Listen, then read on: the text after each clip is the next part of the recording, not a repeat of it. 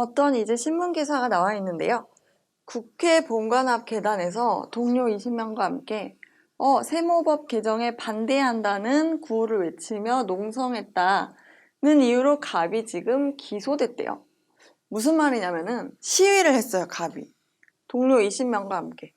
시위를 했는데 왜 기소라는 건 지금 형사재판을 받게 됐다는 얘기죠. 왜 재판을 받게 됐냐면 원래 국회의사당의 경계 지점으로부터 100m 이내, 국회가 이렇게 있으면 이 100m 반경 내에서는 원래 시위를 하면 무조건 안 돼. 이렇게 법률이 돼 있었던 거예요.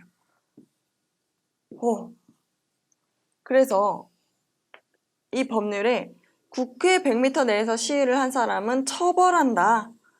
라고 해서 지금 재판을 받게 됐어요.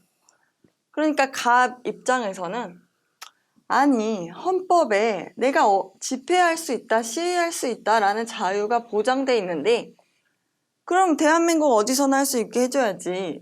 국회 앞에 100m 이내에서 시위하면 안 된다는 조항은 내 헌법상 집회의 자유를 침해하는 거 아니냐 라고 주장을 하면서 일단 위헌이라고 생각해서 법원에 위헌법률 심판 제청을 했대요. 그랬더니 헌법재판소에서 뭐라고 했냐면 헌법이 보장한 국회의 기능을 보호하기 위해 그 법률 조항의 목적은 정당하대요.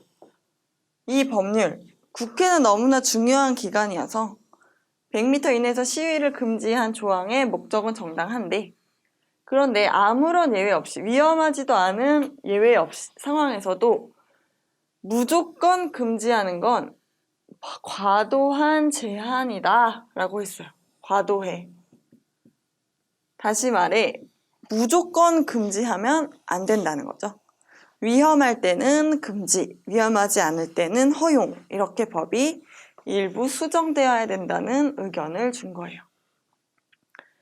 이렇게 해서 보기를 보면은 기역은 갑의 기본권 보장을 위한 기본권을 제한한다. 기본권 보장을 위한 기본권은 청구권적 기본권이죠.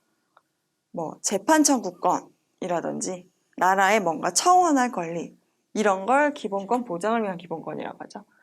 그런데 지금 이 사건에서 갑이 제한받은 건 집회할 자유였죠. 내가 뭐 할 자유, 자유권적 기본권이죠. 그래서 1번은 틀렸어요. 다음 2번. 기역에 의해 제한된 갑의 기본권은 자본주의에 따른 불평등을 고치기 위해 등장했다. 자본주의는 시장 경제를 얘기하는 거죠. 누가 돈이 더 많아지고 적어지고 이런 문제점을 해결하는 건 바로 사회적 기본권이죠. 3번. 헌법재판소는 기역이 가인금지 원칙에 위배된다고 보았다. 맞는 얘기예요.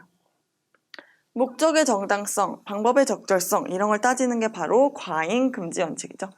기본권을 제한할 때는 그게 너무 많아서는 안 된다.